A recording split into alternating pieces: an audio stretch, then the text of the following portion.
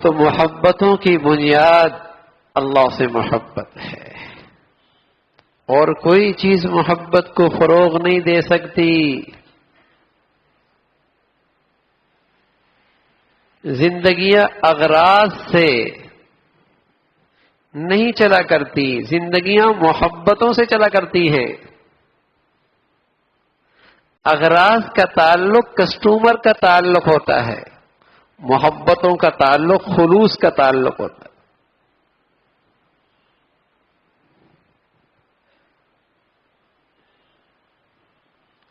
اس لیے جہاں محبتیں ہوتی ہیں وہاں جوانی اور بڑھاپے میں یکساں زندگی ہوتی ہے،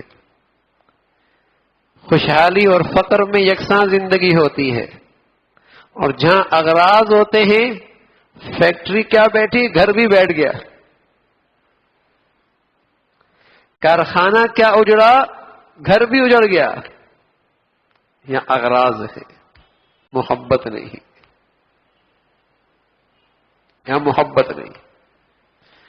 اور جہاں محبتیں ہوتی ہیں، اللہ دے رہا ہوتا ہے تب بھی سہارا زندگی کا، اللہ کی طرف سے کچھ آزمائش آ گئی تب بھی حوصلہ دینے والی گھر کی رفیق حیات، تب بھی ہمت بڑھانے والی گھر والی۔ جب وہ جوان تھی تب بھی محبت کی زندگی تھی، وہ بیمار ہو گئی، وہ بیمار ہو گئی، وہ تکلیف میں آ گئی، آزمائش میں آ گئی۔ محبت سچی ہے تو شوہر کی آنکھوں میں بے وفائی نہیں آئے گی، بلکہ پہلے سے بڑھ کر محبت کرے۔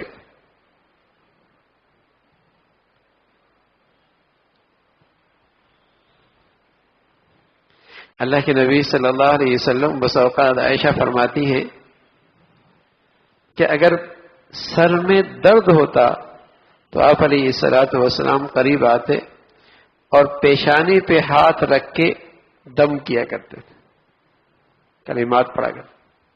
شوہر کا محبت بھرے انداز سے بیوی کے ماتھے پہ ہاتھ رکھنا، بتاؤ اس کے دل میں کتنی ٹھنڈک پیدا ہوتی ہوگی، اسے کتنی راحت اور کتنا سکون ملتا ہوگا۔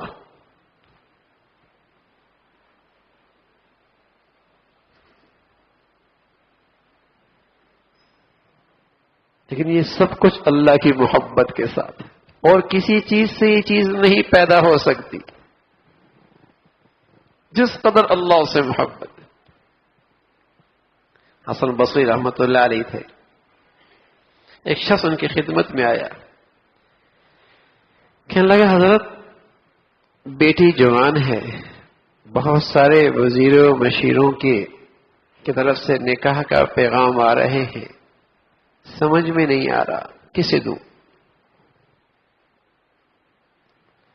حضرت نے فرمایا اسے دے جو اللہ سے ڈرتا ہے، جو اللہ سے محبت کرتا ہے۔ اس لیے کہ اگر مزاج مل گیا تو بہت اچھے طریقے سے رکھے گا، اور اگر مزاج نہ بھی ملا تو زیادتی پھر بھی نہیں کرے گا۔ اس لیے کہ اللہ کی محبت کا تقاضا ہے کہ اللہ کے بندوں کا حق ادا کرو، اللہ کی عظمت اور خوف کا تقاضا ہے کہ مخلوق خدا کے حق میں ظلم نہ کرو۔ فرمایا اسے دو جسے اللہ کا خوف ہے، اللہ کی محبت ہے۔ مزاج مل گیا بہت اچھے طریقے سے رکھے گا، اور اگر مزاج نہ ملا تو زیادتی نہیں کرے گا۔ اللہ کی محبت۔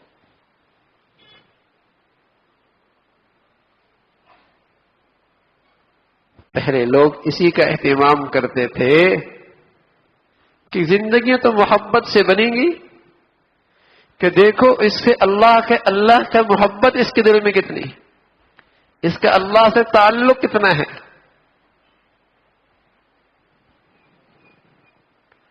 رسول اللہ صلی اللہ علیہ وسلم نے فرمایا کہ قرب قیامت کی ایک علامت یہ بھی ہے کہ رشتے ناطے دولت کی بنیاد پر ہوں گے،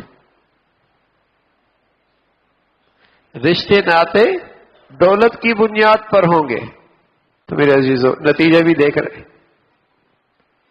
پہلے جو ہزاروں میں سنتے تھے طلاق اور خلا کی آواز، اب شاید ہی کوئی خوش نصیب گھرانہ ہے جہاں محبتوں کی خوشبو پھیلی ہوئی ہے. اللہ کی محبت دیکھی جاتی. بہت بڑے تابعی، بہت بڑے تابعی، بلکہ حضرات تابعین میں کے سرتاج سعید ابن مسیب رحمت اللہ علیہ، انہیں حضرت ابو ہریرہ رضی اللہ عنہ اپنی بیٹی دی تھی. اور کیا حال تھا ان کے تقوی کا، اللہ سے تعلق کا. فرمایا میری زندگی کے 50 سال ایسے گزرے کہ میں نے پہلی صف میں نماز پڑھی. 50 سال سے تکبیر اولیٰ سے نماز پڑھی، اور 50 سال ایسے گزرے میری زندگی کے کہ مؤذن نے اذان بعد میں تھی، مسجد میں پہلے موجود تھا. نماز کس کے؟ حضرت ابو ہریرہ رضی اللہ عنہ. کیا انتخاب کیا. تو ان کی بیٹی اور حضرت ابو ہریرہ کی نواسی جب جوان ہوئی، اس وقت کا اموی بادشاہ عبد الملک بن مروان، اس نے نکاح کا پیغام بھیجا. بادشاہ کا بیٹا شہزادہ، اس کا پیغام آیا تو سعید ابن مسیب رحمت اللہ علیہ نے انکار کر دیا. انکار کی وجہ صرف یہ کہ دین نہیں تھا، دین نہیں تھا. اور پھر اس نے آپ پر ظلم بھی ڈھایا، آپ نے ظلم بھی برداشت کیا کہ بادشاہ کی بات نہیں مانی. پھر ایک دن ایسا آیا کہ غریب سا دین کا طالب آپ کی خدمت میں بیٹھا، اس کی بیوی کا انتقال ہو چکا تھا. پوچھا تم نے دوسری شادی نہیں کی؟ وہ کہنے لگا حضرت مجھے اب دوسری کون دے گا. سبحان اللہ. آپ اندر اپنی بیٹی سے پوچھنے کے لیے گئے، بیٹی نے بھی اجازت دے دی.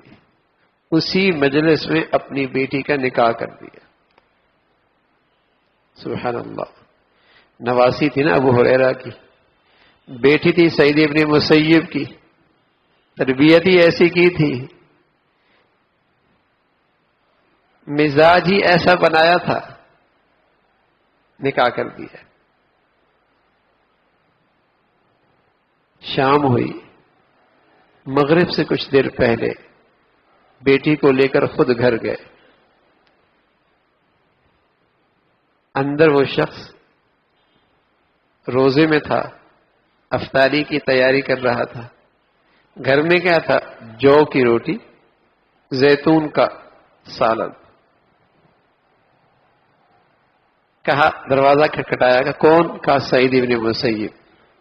باہر نکلے تو وہ حیران ہو گیا کہ سعید ابن مسیب میرے دروازے پہ. کہاں؟ تمہاری امانت میرے پاس تھی، یہ میری بیٹی ہے. میں نے کہا اچھا نہیں ہے کہ شادی کے بعد تم اکیلے رہو، تمہاری امانت تمہارے حوالے کرنے آیا.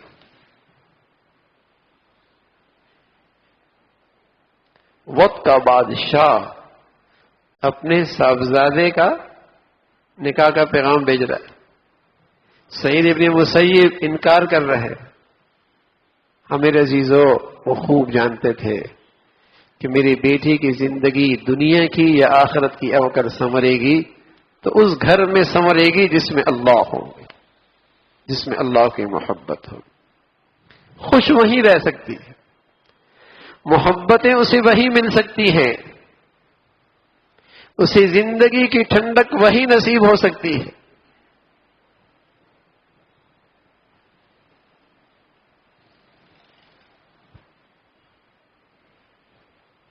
سوچ ہی بدل گئی، فکر ہی بدل گئی. سب کچھ دیکھا جاتا ہے، لیکن جس سے زندگی بننی ہے محبت، اللہ کی محبت، جس کی بدولت وہ کسی دوسرے کو محبت دے سکے گا، اسے نہیں دیکھا جاتا. ساری دنیا پہ نظر رکھیے، جہاں دلوں میں اللہ کی محبت نہیں، وہاں آدمی خود غرض ہوتا ہے، خود غرض، اسے کسی کی پرواہ نہیں. شوہر کس حال میں ہے اس عورت کو پرواہ نہیں، بیوی کس مصیبت میں ہے اس شوہر کو پرواہ نہیں،